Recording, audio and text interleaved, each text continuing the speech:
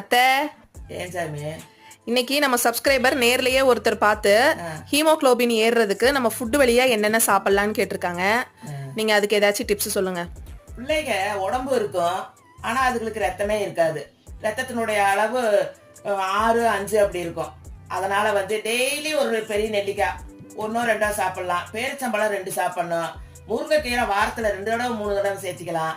பப்பாளி பழம் 3 தடவை சேர்த்திக்கலாம். அப்புறம் மாதுளம்பழம் ஜூஸா குடிக்கிறத விட மென்னு சாப்பிட்றது ரொம்ப நல்லது. அதுக்கப்புறம் என்ன, பீட்ரூட்டு ஜூஸா குடிக்கலாம், பொரியல் பண்ணி சாப்பிடலாம்.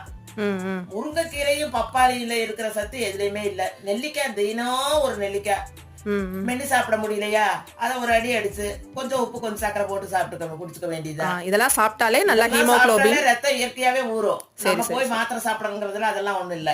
இன்னைக்கு ஒரு சூப்பரான டிப்ஸ் தான். பாய் பாய்.